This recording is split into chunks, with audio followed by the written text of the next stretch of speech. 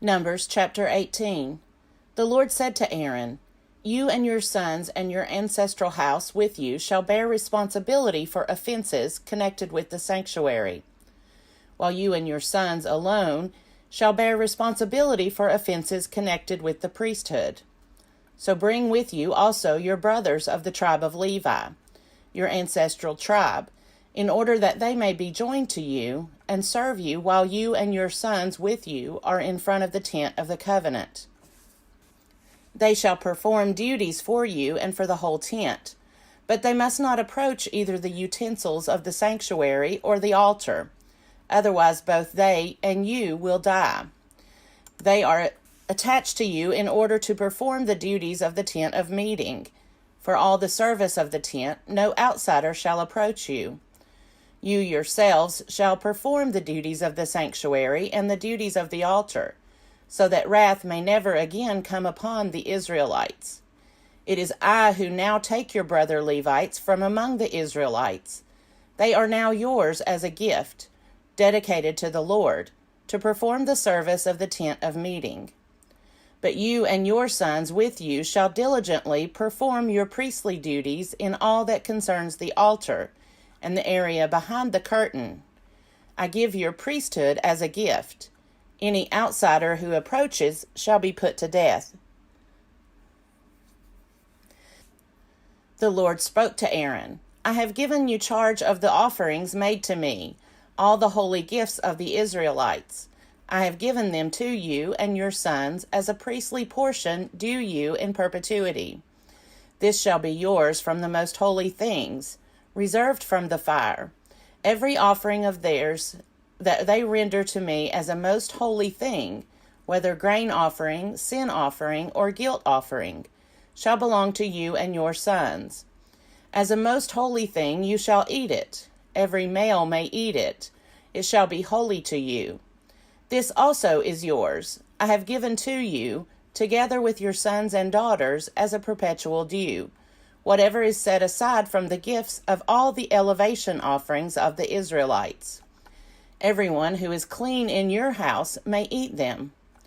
All the best of the oil and all the best of the wine and of the grain, the choice produce that they give to the Lord, I have given to you. The first fruits of all that is in their land, which they bring to the Lord, shall be yours. Everyone who is clean in your house may eat of it. Every devoted thing in Israel shall be yours. The first issue of the womb of all creatures, human and animal, which is offered to the Lord, shall be yours.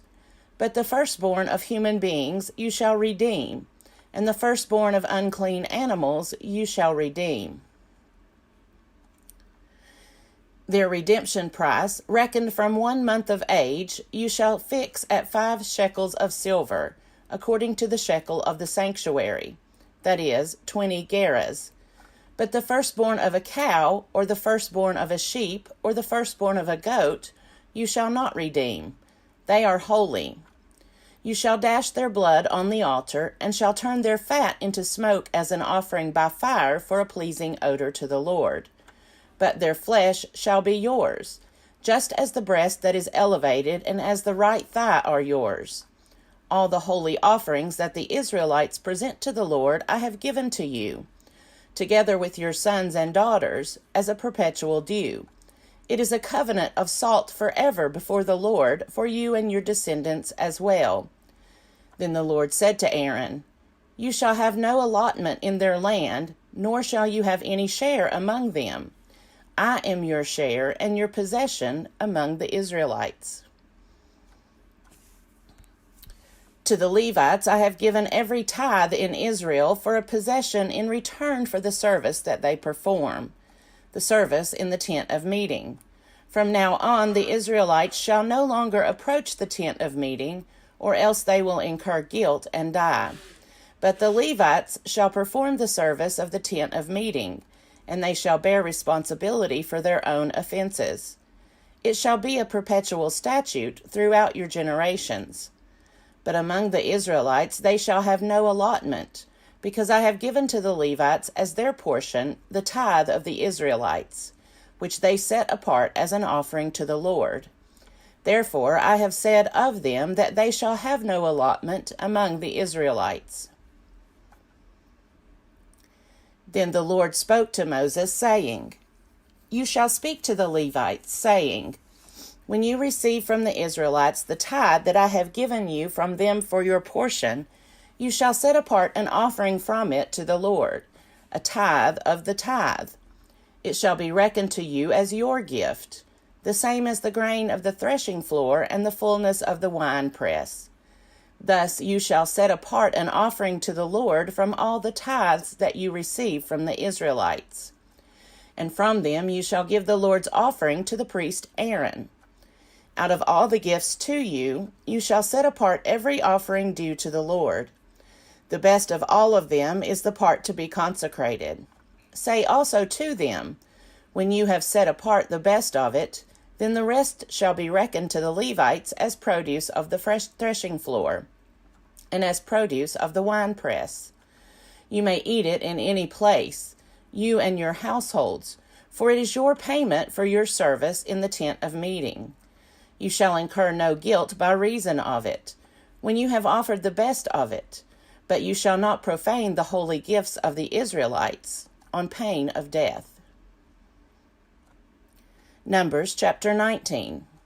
The Lord spoke to Moses and Aaron, saying, This is a statute of the law that the Lord has commanded. Tell the Israelites to bring you a red heifer without defect, in which there is no blemish, and on which no yoke has been laid. You shall give it to the priest Eleazar, and it shall be taken outside the camp and slaughtered in his presence. The priest Eleazar shall take some of its blood with his finger and sprinkle it 7 times towards the front of the tent of meeting.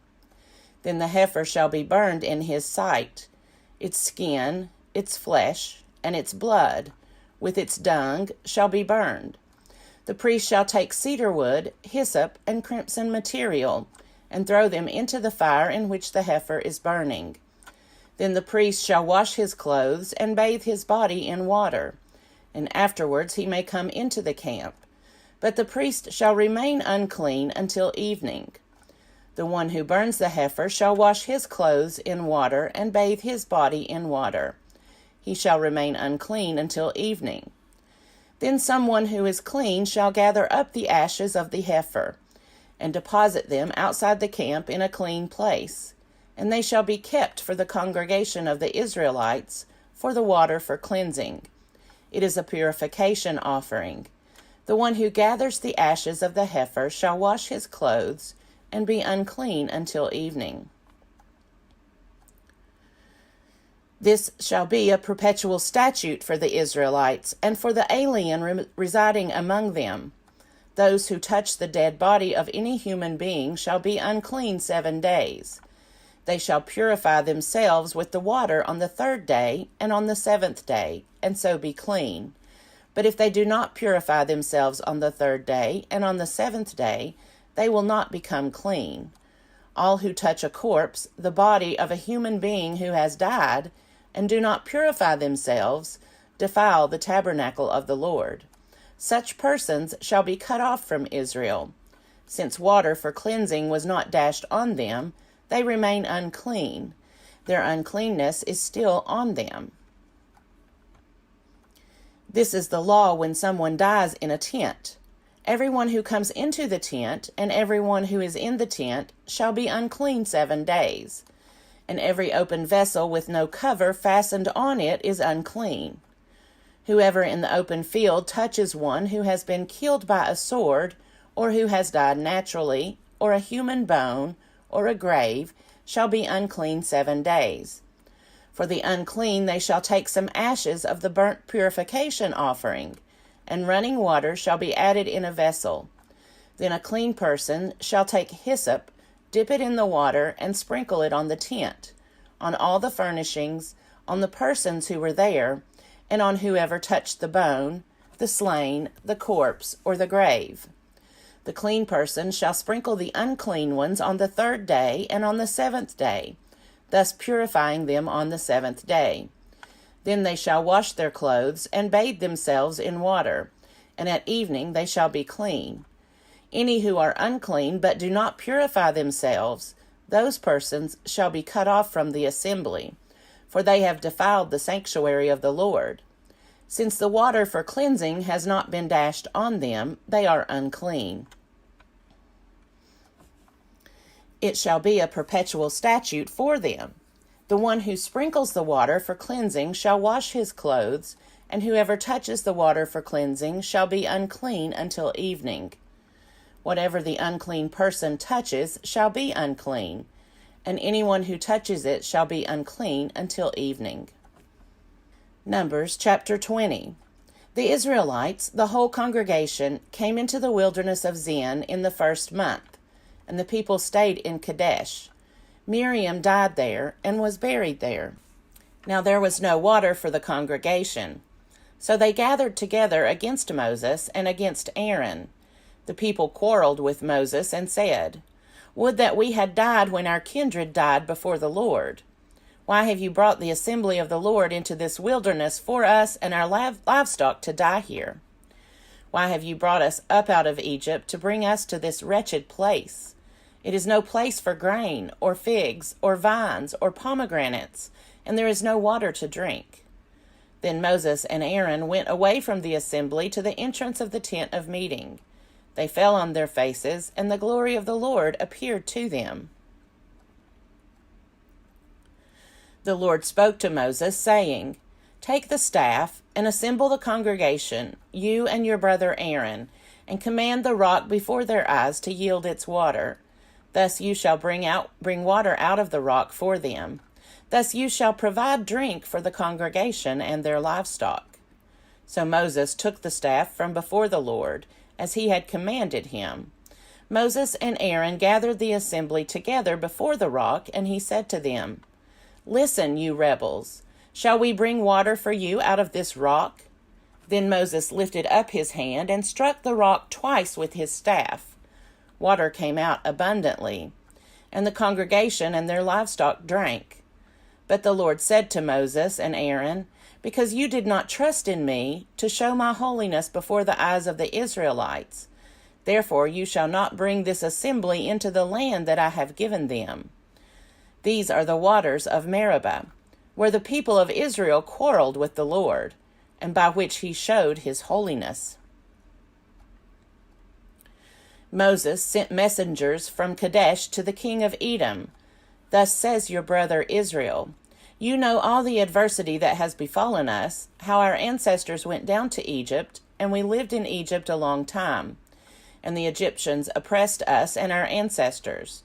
And when we cried out to the Lord, he heard our voice, and sent an angel and brought us out of Egypt. And here we are in Kadesh, a town on the edge of your territory. Now let us pass through your land.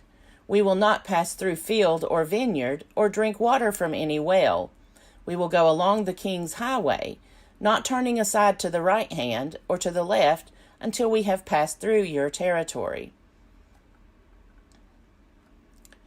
But Edom said to him, "You shall not pass through, or we will come out with the sword against you." The Israelites said to him, "We will stay on the highway, and if we drink of your water, we and our livestock, then we will pay for it. It is only a small matter. Just let us pass through on foot." But he said, "You shall not pass through." And Edom came out against them with a large force, heavily armed. Thus Edom refused to give Israel passage through their territory. So Israel turned away from them.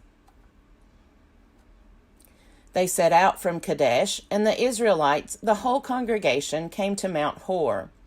Then the Lord said to Moses and Aaron at Mount Hor, on the border of the land of Edom, "Let Aaron be gathered to his people, for he shall not enter the land that I have given to the Israelites, because you rebelled against my command at the waters of Meribah. Take Aaron and his son Eleazar and bring them up Mount Hor. Strip Aaron of his vestments, and put them on his son Eleazar. But Aaron shall be gathered to his people and shall die there."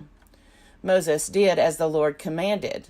They went up Mount Hor in the sight of the whole congregation. Moses stripped Aaron of his vestments and put them on his son Eleazar. And Aaron died there on the top of the mountain. Moses and Eleazar came down from the mountain. When all the congregation saw that Aaron had died, all the house of Israel mourned for Aaron 30 days.